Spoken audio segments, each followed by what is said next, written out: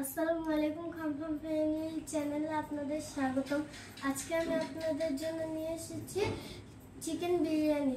কিভাবে চিকেন বিরিয়ানি রান্না করি আপনারা দেখতে থাকবেন। আমার সাথে আছে আমার বড় আপু, তিনি আমাকে রান্নার কাজে সাহায্য করবে। আর আমি এখানে যে যে উপকরণগুলো নিয়েছি আপনারা দেখে নিন। পোলাও চাল 1 কেজি, মুরগি 1.5 কেজি, এখানে স্পেশাল বিরিয়ানি মশলা, এটা হচ্ছে দুধ, চিনি, রসুন, আদা একসাথে মিক্স করা, টমেটো, কেচাপ, এখানে কাঁচামরিচ, টক দই, পেঁয়াজ কুচি, মরিচ, লবণ, জিরার গুঁড়া, ধনিয়ার গুঁড়া, সাথে থাকবে তেল। চলুন শুরু করা যাক।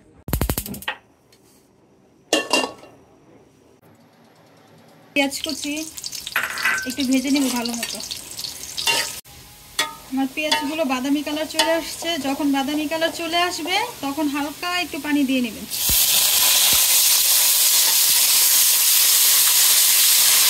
আমি এখানে আদা রসুন বাটা একসাথে করে নিয়েছি, এখন আমি দিয়ে দিব। সাথে আমি 2 চামচ জিরা গুঁড়া দিয়ে দিব, ধনিয়ার গুঁড়া 2 চামচ, লবণ আপনাদের স্বাদ মতো, আমি এখানে 2.5 চামচ দিয়ে দিচ্ছি।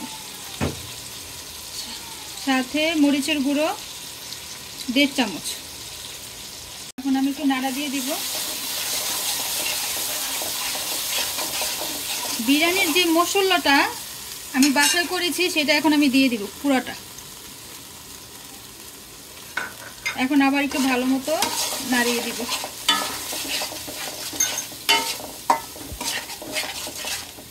আর একটু শেষে পানি দিয়ে দিলাম যেন মশলাটা ভালোভাবে কষাইতে পারি।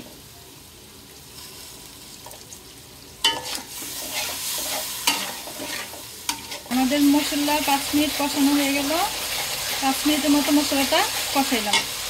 এখন আমি এখানে টমেটো সস দিয়ে দিব। সব দিব না, অর্ধেকটা দিব, পরিমাণ অনুযায়ী। আপনারাও বাসার পরিমাণ মতো দিয়ে নেবেন। টক দইটা দিয়ে দিব। 1 কাপের মতো আমি টক দই নিয়েছি এখানে।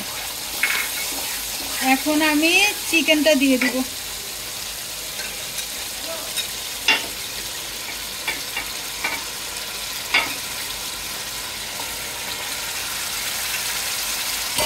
চিকেনটা ভালো মতো কষিয়ে নিতে হবে। বাসায় ভালো মতো আপনারা চিকেনটা কষিয়ে নেবেন। এখন আমরা দুধটা দিব। দুধটা দিয়ে আরেকটু নাড়াচাড়া করে নিব।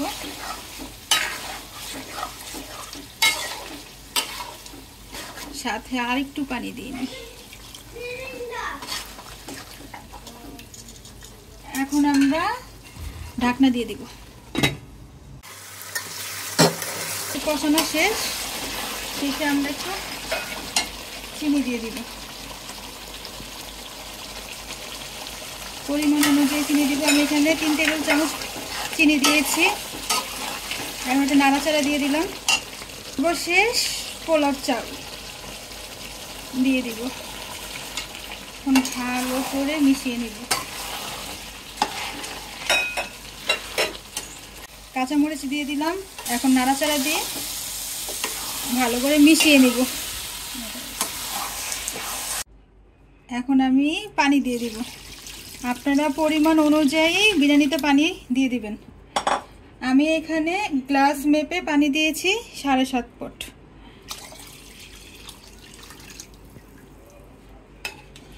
এটা নিচে না জানি না লেগে যায়, একটু নাড়াচাড়া দিয়ে দিই।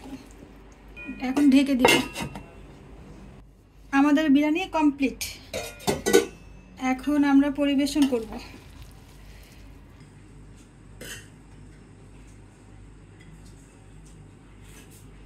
বিসমিল্লাহ।